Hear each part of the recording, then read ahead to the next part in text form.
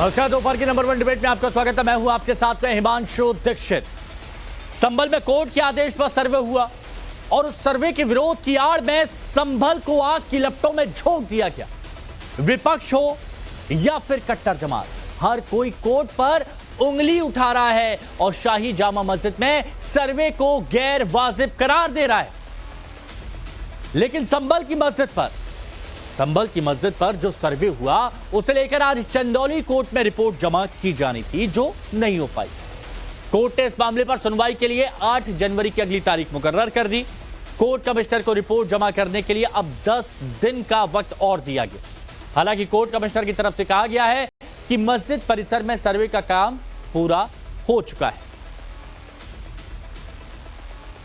तो आज हमने अपना वकालतनामा दाखिल किया था और टाइम सीख किया था जवाब के लिए, और हमें नकलें प्रोवाइड कराने के लिए अदालत से कहा था। अदालत ने हमें नकलें प्रोवाइड कराई हैं और हमें जवाब के लिए 6 जनवरी का टाइम दिया है। 8 जनवरी का टाइम दिया है हमें जवाब के लिए। और आज कमिश्नर साहब ने भी टाइम सीख किया, रिपोर्ट तैयार नहीं कर पाए थे, लेकिन उन्होंने ये लिख करके दे दिया कि हम कमीशन पूरा कर चुके हैं और दोबारा किसी कमीशन की आवश्यकता नहीं है और हमें रिपोर्ट के लिए टाइम दे दिया जाए। तो अदालत ने उन्हें 10 दिन का टाइम दिया है।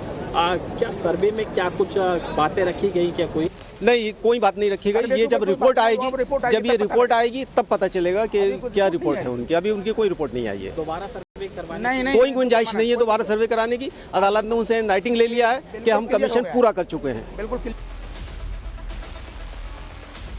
तो संभल में मंदिर मस्जिद को लेकर जो दावा सामने आया वो सही है या फिर गलत है, इसका फैसला तो अभी नहीं हुआ। लेकिन समाजवादी पार्टी इस मामले में अपना स्टैंड पहले ही सामने रख कर चल रही है। पार्टी नेताओं के बयानों से तो ऐसा लग रहा है कि फैसला चाहे किसी भी पक्ष के फेवर में आए, अखिलेश यादव की पार्टी अपना पक्ष चुन चुकी है। ऐसा देश में कभी नहीं हुआ कि कोई मुकदमा दायर होता है, अगले दिन उस पर आदेश आ जाता है, सर्वे का आदेश हो जाता है और रिपोर्ट भी दाखिल हो गई, अब फैसला भी आ रहा है। तो आप समझ सकते हैं इतना आनन फानन में क्यों किया जा रहा है। शायद फैसला जो आप सोच रहे हैं वही होगा। मस्जिद कमेटी आज सुप्रीम कोर्ट पहुंच रही है रोक लगाने के लिए इस पूरी कार्रवाई पर। नहीं, ठीक है। आज समाजवादी पार्टी उलेमाओं के साथ और हमारे जो मस्जिद कमेटी के जो लोग हैं उनकी भावनाओं के साथ उनके साथ है। फैसला आप समझ सकते हैं समाजवादी पार्टी किसकी तरफ है। ये यहां पर हो गया, आप सुन लिया आपने। समाजवादी पार्टी के सांसद आनंद भदौरिया बोल रहे हैं कि वो और उनकी पार्टी उलेमाओं के साथ है। ये भी कहा जा रहा है कि इस मामले में सब कुछ आनन फानन में हो रहा है। तो ये अब साफ है कि संभल शाही जामा मस्जिद के मुद्दे को लेकर यूपी की सियासत दो फाड़ हो गई है। एक तरफ योगी आदित्यनाथ की सरकार जो कानून के मुताबिक काम करने और निष्पक्ष जांच करने की बात कह रही है, तो दूसरी तरफ विपक्ष मुसलमानों को पीड़ित साबित करने पर तुला है और सरकार के खिलाफ उकसाकर अपनी मुस्लिम पॉलिटिक्स हिट करने का फॉर्मूला भी हिट करना चाहता है। अभी हमने आपको समाजवादी पार्टी के सांसद आनंद भदौरिया का बयान सुनाया कि समाजवादी पार्टी संभल के मुद्दे पर उलेमाओं के साथ है। देखिए, कहा तो यह भी जा सकता था कि हम कानून के साथ हैं, लेकिन यहां उलेमाओं का नाम लिया गया। इसका मतलब और मकसद दोनों ही आप बेहतर तरीके से समझ सकते हैं। अब आपको समाजवादी पार्टी के एक और सांसद का बयान मैं सुनाता हूं, जो ये बोल रहे हैं कि उन्हें संभल हिंसा की जांच के लिए बने आयोग पर भरोसा है ही नहीं। तो मौलाना तौकीर रजा पुलिस पर, प्रशासन पर और अदालत पर, तीनों को हिंसा के लिए दोषी ठहरा रहे हैं। जांच आयोग बना दिया गया है यूपी गवर्नमेंट के द्वारा, आप क्या कहेंगे? हम ये चाहते थे कि सिटिंग जज की जांच आयोग बनना चाहिए, लेकिन उसमें एक आईएएस हम अभी मांग करेंगे कि सिटिंग जज का होना चाहिए। आपको लगता है कि निष्पक्ष जांच होगी जो आयोग बनाया गया है सरकार के द्वारा? सर, हमें उम्मीद नहीं है, क्योंकि हम ये चाहते हैं कि सिटिंग जज के द्वारा जो है आयोग बनना चाहिए और उसके द्वारा जांच होनी चाहिए। तो विपक्ष भले ही सरकार को हिंसा के लिए जिम्मेदार ठहरा रहा हो, लेकिन यूपी के डिप्टी सीएम ब्रजेश पाठक ने साफ कर दिया कि योगी सरकार कानून का राज कायम करेगी। प्रशासन को सतर्क रहने के निर्देश दिए गए हैं। हर स्थिति में हम लाइन ऑर्डर को मेंटेन करेंगे और सभी आम नागरिकों को इस बात का हम भरोसा दिलाते हैं। हमारी सरकार सुरक्षित वातावरण तैयार कर रही है और सबका सम्मान करते हुए हम आगे बढ़ेंगे और कानून किसी को भी तोड़ने की इजाजत नहीं है। हम कानून के राज को भी और मजबूत करेंगे। तो आपने बयान सुन लिया। अब जो मेहमान हमारे साथ जुड़े हैं उनसे हम आपको मिलवाते हैं। हमारे साथ में मनीष शुक्ला जी बीजेपी के प्रवक्ता हैं, जुड़े हुए हैं। करण वर्मा जी राजनीतिक विश्लेषक हमारे साथ में हैं। स्वामी चक्रपाणी जी अध्यक्ष हिंदू महासभा के हमारे साथ जुड़े हुए हैं। तारिक खान भाई हमारे साथ में समाजवादी पार्टी के प्रवक्ता हैं और दानिश कुरैशी जी AIMIM के प्रवक्ता हमारे साथ में जुड़े हुए हैं। आप सभी का बहुत स्वागत है। ना बीजेपी के पास, ना सपा के पास, ना AIMIM के पास, मैं किसी के पास नहीं जाऊंगा। सबसे पहले आज मैं करण भाई आपके पास आता हूं और मैं चाहता हूं कि थोड़ा सा आप विश्लेषण करके बताएं कि क्यों यहां पर एक तरफा लाइन चुन ली गई है। इसके पीछे आपको क्या लगता है? जिस तरह के बयान आपने अभी सुने, तौकीर रजा का भी बयान आपको सुनवा देंगे, लेकिन बाकी आज समाजवादी पार्टी के सांसदों का बयान सुन चुके हैं। देखिए हिमांशु, जो लोग संविधान की दुहाई देते हैं, जो लोग कहते हैं भाई न्यायपालिका को हम मानेंगे, उनके हिसाब से चलेंगे, आज कोर्ट के द्वारा दिए गए बोले गए एक सर्वे के ऊपर ये अगर हालत हो जाती है, इस तरह से लोग कोर्ट तक को नहीं बख्शते हैं। ये तक कह देते हैं कि कोर्ट को ये करने का हक नहीं था। ये छोटे मोटे जज जो हैं वो दंगा भड़का रहे हैं। जो स्टेटमेंट आई समाजवादी पार्टी की तरफ से, मेरा मानना है इस तरह के जब स्टेटमेंट्स आती है तो क्या कॉन्स्टिट्यूशन और संविधान की इज्जत दर्शाती है ये चीज। आज ये हालत हो गई है कि अगर हिंदू समाज कानून के तहत रहकर एक सर्वे भी चाहता है तो उनकी पत्थरबाजी, अरसला, वेपन्स, ये सब उन पे बरसाए जाएंगे और पुलिस तक को नहीं बख्शा जाएगा और उसके बाद विक्टिम कार्ड खेला जाएगा। इससे दुखद बात नहीं हो सकती। मेरा मानना है ये सौहार्द के लिए भी बुरा है, कानून व्यवस्था के लिए भी बुरा है। और जहां तक बात रही कानून व्यवस्था की, एक बात हमें समझनी होगी, पुलिस सिर्फ मार खाने के लिए नहीं बैठी हुई है। आप पुलिस के पैरों पे कट्टे बरसाएंगे और गाड़ियां तोड़ेंगे और उसके बाद क्या पुलिस आपको आकर माला आरोपण करेगी? ऐसा नहीं होगा। अच्छा, सीधी सी बात है। अगर आप अरसला इकट्ठा करेंगे, ऊपर ड्रोन की चेकिंग के बाद भी ये अरसला छुपा रहे हैं पानी की टंकियों के नीचे ताकि वो कैप्चर ना हो सके, किस हद तक जाएंगे, किस हद तक इनको राजनीतिक साथ मिलेगा। मुझे अखिलेश जी की वो स्टेटमेंट अभी आती है जो उन्होंने परसों कही कि पहले तो ये चुनाव हारे EVM की वजह से, फिर उसको ढकने के लिए ये पूरी चीज स्टेज्ड है। इस तरह का गैर जिम्मेदाराना बयान जब आता है समाजवादी पार्टी की तरफ से तो एक शर्मनाक चीज है। एक जिम्मेदार नेता है, वो देश के बड़े नेता हैं अखिलेश जी, उनका सम्मान है, पर इस तरह की स्टेटमेंट मेरा मानना है इनको बिल्कुल नहीं देनी चाहिए। और सर्वे का हक पूरी तरह ये सुप्रीम कोर्ट ने 2023 में भी कहा था, ज्ञानवापी के भी टाइम पे था। तो भाई कानून व्यवस्था का पालन करें और साथ में चलें इसमें। अच्छा, ठीक है, ओके। तारिक भाई, ये कहा जा रहा है कि समाजवादी पार्टी का जो रवैया है वो बेहद ही गैर जिम्मेदाराना है, क्योंकि सांसद आनंद भदौरिया वो 2 पार्टियां बना दी। समाजवादी पार्टी को बता दिया कि ये मुसलमानों की पैरोकार है। अभी कुदरकी में चुनाव हुआ, ठाकुर साहब मौलवी साहब बने थे टोपी लगा के, किसके पैरोकार था वो? वहां का जो विधायक जीता है 62% मुसलमान है। किसकी पैरोकारी कर रहा था विधायक? वो टोपी लगा के नमाज पढ़ने जा रहा था क्या? इसका जवाब देके जाएंगे अभी ये बैठे जो आप पार्टी बना रहे थे ना अभी हिंदू मुसलमान की, यही संबल में है उधर। अच्छा, टोपी लगा बैठे नमाज पढ़ने जा रहे थे, मुसलमान बन गए क्या? किसकी पैरों? जहां 62% मुसलमान है। अच्छा, वहां तो बीजेपी वो जीत गए ना, वहां तो वो जीत गए ना। अभी जैसे भजन कीर्तन की तरह अभी आप सुन रहे थे भाई साहब को, वैसे हमें भी सुन लीजिए। नहीं तो मैं आपको सुनूंगा, लेकिन तारिक भाई सुनिए, तारिक भाई एक बात सुनिए। खत्म हो जाएगा भैया। नहीं होगा, नहीं होगा। मैं बहुत वक्त देता हूं, आप भी जानते हैं बहुत अच्छे से, आप भी बहुत अच्छे से जानते हैं। मैं ना जल्दी से बोल लेने दीजिए अभी आप। नहीं तारिक भाई सुनिए, कह रहा हूं मुद्दे पर प्लीज सुनिए। वहां मुसलमान जो बने थे ठाकुर साहब विधायक जी, फिर मैं कह रहा हूं तारिक भाई, आप जानते हैं मैं प्रॉपर वक्त देता हूं, सारी बात मैं सुनता हूं, लेकिन मैं ये चाहता हूं कि आप संभल पर रहें।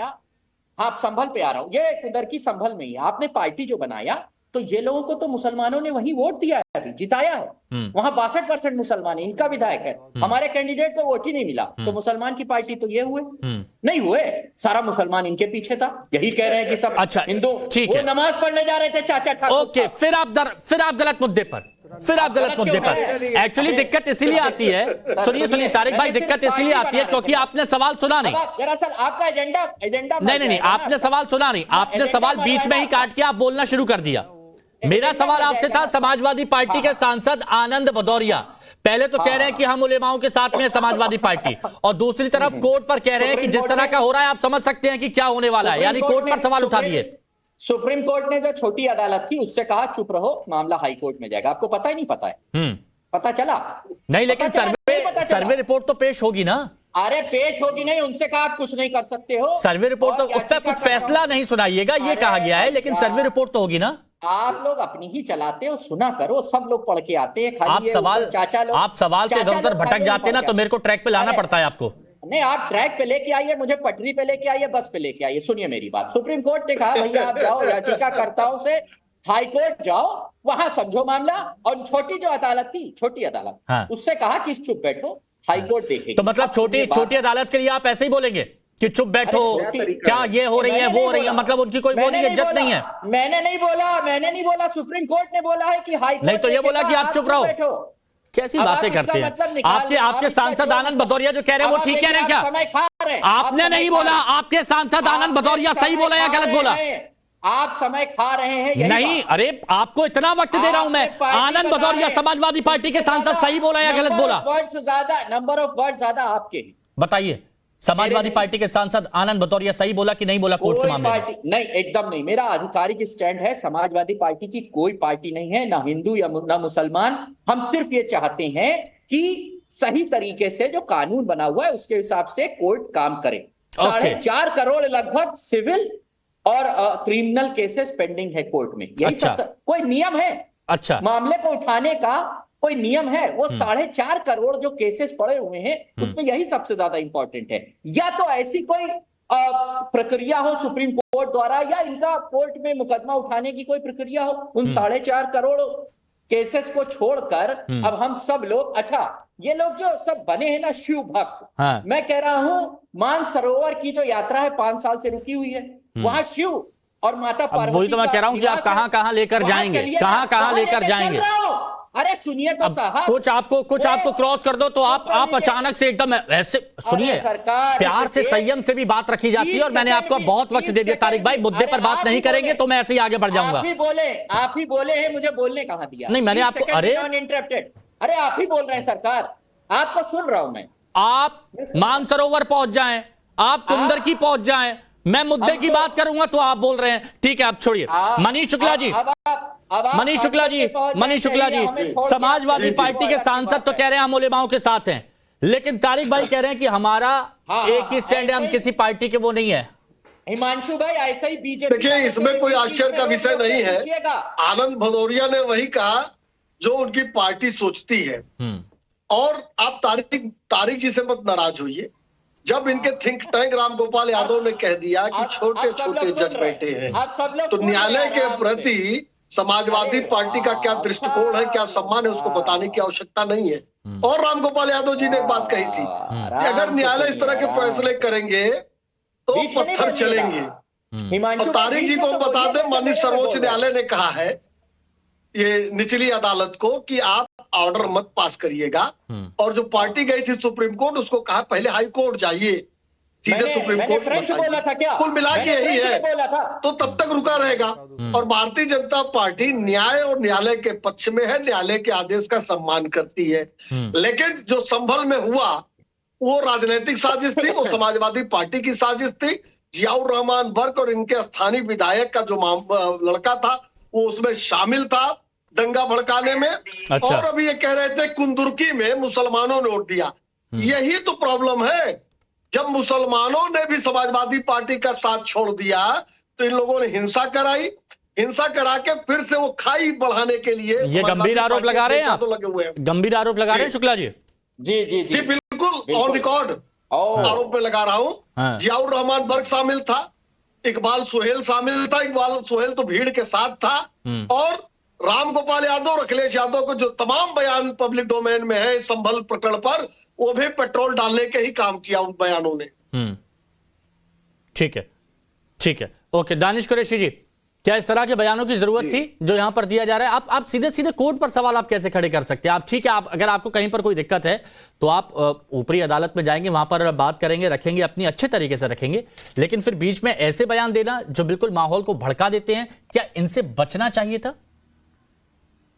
देखिए, मैं ऐसा मानता हूं कि किसी तरह की कोई बयान देने की जरूरत नहीं थी, न पहले न बाद में। मुझे तो ये लगता है कि वाकई में को पैनलिस्ट जो कह रहे हैं, इतने हजारों सिविल मैटर पेंडिंग पड़े हुए हैं। ऐसा तो था नहीं कि रातों रात मतलब यानी कोई डिजास्टर हो जाने वाला था या कुछ चला जाने वाला था, इसलिए ये एक तरफा कार्रवाई की गई।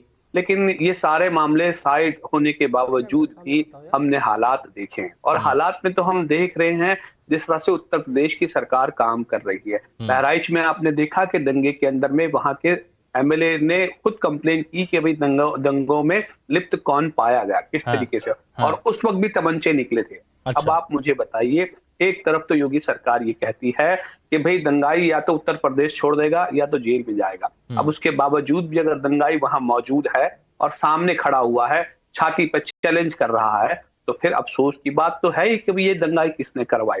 अब किसने करवाई? एक बड़ी खबर आ रही है दानिश जी, वो मैं बता देता हूं। सुनिए एक सवाल। अच्छा बोलिए। हाँ देखिए, मैं आपको ये कहता हूं कि देश का संविधान जो है ना, ये संविधान ये कहता है कि हर एक नागरिक की जान माल की रक्षा करने की जिम्मेदारी सरकार की है। अब ना तो जो 5 लोग मारे गए उनकी जान बचाई जा सकी, वहां ना जो नुकसान हुआ उसकी भरपाई कर सकी, तो ये सरकार का जिम्मे था। अब इसका क्या मतलब, इसका कैसे उसकी भरपाई की जाएगी? ठीक है, लेकिन एक बड़ी खबर आ रही है, चलिए वो बड़ी खबर इसका सवाल मैं पूछ लूंगा। ये बड़ी खबर आपको बता देते हैं। तौकीर रजा संभल हिंसा पर एक बड़ा आरोप लगा रहे हैं कि सर्वे का बहाना बनाकर हिंसा फैलाई गई। सर्वे टीम में लोग अपने साथ पत्थर लेकर आए, हिंदू पक्ष के लोगों ने ही पथराव किया, ये तौकीर रजा कह रहे हैं, और पुलिस को गोलियां चलाने का मौका देने के लिए पत्थर फेंके गए हिंदू पक्ष के लोगों की तरफ से। दूसरे सर्वे के बहाने, दोबारा सर्वे की कोई जरूरत नहीं थी, लेकिन बहाना बनाकर कि सर्वे करना है, और फिर कुछ हिंदूवादी तंजीमों को लेकर गए साथ, जो मजहबी नारे लगाते हुए जूतों समेत मस्जिद में घुस रहे थे। तब भी मुसलमानों ने कोई रिएक्शन नहीं दिया। सुबह 6 या 7 बजे का वाकया है ये।